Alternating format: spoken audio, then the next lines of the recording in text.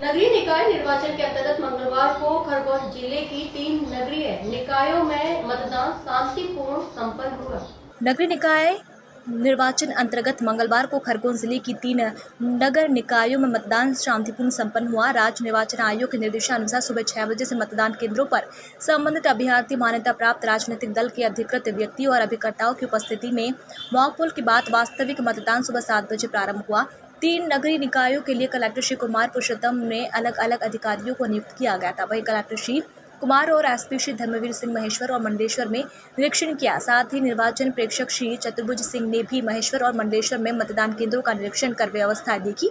अपर collector Shri JS Baghel भी लगातार महेश्वर और मंडलेश्वर के मतदान केंद्रों का निरीक्षण करने पहुंचे, जबकि 3 नगरीय निकायों में शाम 5 बजे तक कुल महेश्वर में 79.92% मतदान हुआ। उस्मान अंसारी की रिपोर्ट। चुनाव चल रहा है, किस तरह का उत्साह देखा जा रहा है चुनाव को लेकर? महेश्वर में अपूर्व उत्साह है और अच्छे चुनाव हो रहे हैं और अच्छी सरकार बनेगी और भारतीय जनता पार्टी की सरकार बनेगी तो मोदी का शासन है और मध्य प्रदेश में शिवराज जी का शासन है। तो हमारी प्रयास रहेंगे कि भारतीय जनता पार्टी की सरकार बने और महेश्वर के विकास के लिए, माँ अहिल्या के दरबार के विकास के लिए हम सब संघर्षरत है और अच्छे से उसे जिताएंगे। नगरीय निकाय चुनाव है, इसमें स्थानीय मुद्दे क्या है, जनता से क्या मुद्दे हैं? स्थानीय मुद्दों में सबसे पहले तो महेश्वर का जो एक राजधानी रही है माँ अहिल्या की, तो यहाँ का विकास के लिए भरसक प्रयास होने चाहिए और यहाँ की जो आबो हवा है, यहाँ का जो वातावरण है उसको गरिमामय और ऐतिहासिक बनाने के लिए हम प्रयास करते हैं। पिछले 5 साल कांग्रेस का शासन रहा था, क्या विकास हुए तो उसमें लगता है कुछ?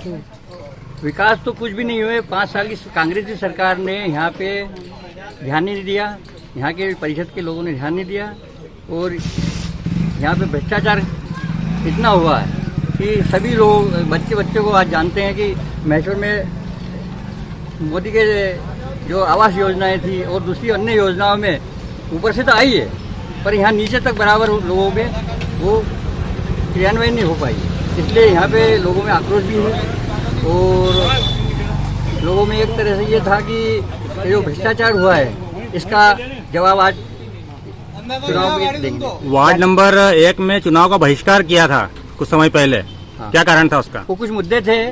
वो अहिल्या विहार जो कॉलोनी है, एक्चुअल में क्या है, वो कॉलोनी का विकास जो जिन्होंने लीज पे जगह लेके उसका विकास और उसको लीगल वे में उसको डेवलप नहीं की, उसके कारण उन लोगों को जो रहवासी है उनकी समस्या भी जायज़ है क्योंकि उनके जब उनका वो दे दिया, उनको मकान दे दिया है तो उनकी जगह भी उनको उनके नामांतरण और नगर पंचायत में नाम पे होना चाहिए। क्या नाम लिखो? सत्यदेव बंधु के।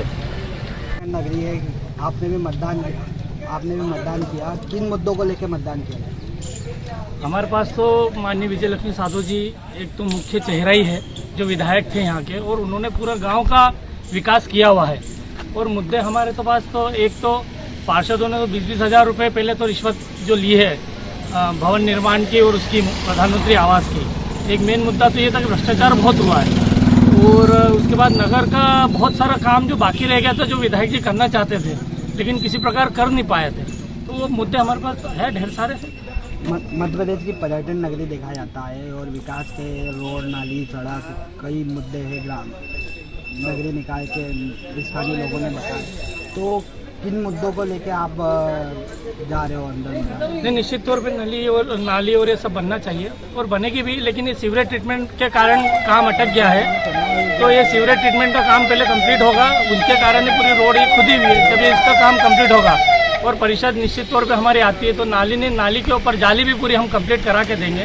प्रत्येक वार्ड में कार्यालय भी हम हमारा बनाएंगे परिषद का, वार्डवासी डायरेक्ट उसी कार्यालय पे आए, नगर परिषद नहीं जाए और उनको यही सहूलियत पूरी मिल जाए, ऐसी व्यवस्था हम करने का हमारा विचार चल रहा है। क्या उम्मीद करते हैं? निश्चित तौर पे कांग्रेस आएगी, हमारी परिषद पूरी बैठेगी। माननीय विजय लक्ष्मी साधु जी ने बहुत प्रयास करे हैं या काम भी किया है, उन कामों को देखते हुए निश्चित तौर पे आएगी।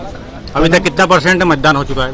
लगभग कोई वार्ड में 50% हो गया, कोई में 70%, कोई में 30% चल रहा है मतदान। अभी एग्जैक्ट फिगर 1 घंटे 1.5 घंटे से सब आ जाएगा। युवा क्या सोच के लेके? युवा तो सिर्फ काम और रोजगार के लिए कर रहा है और सिर्फ ये कि भाई अपने नगर में काम होना चाहिए। तो तो युवा निश्चित तौर पे हमारे साथ में है। ऐसा ये चुनाव में जैसे देखा जाता है साड़ी उद्योग जो पूरे देश में फेमस है वो कहीं ना कहीं जगह ठप पड़ गया था इस चीज का नहीं वो तो कोरोना के कारण हुआ, जबकि साड़ी उद्योग का मुख्य काम हमारी डॉक्टर विजयलक्ष्मी साधु ने कार्य चालू किया। निमाड़ उत्सव उनके हाथ की देन है, उसके बाद ही साड़ी उद्योग एकदम से बढ़ा। तो ऐसा कुछ भी नहीं है, कोरोना के कारण थोड़ा ठप था, बाकी इसके अलावा तो साड़ी उद्योग अब चरम पर है, कोई तकलीफ नहीं आएगी।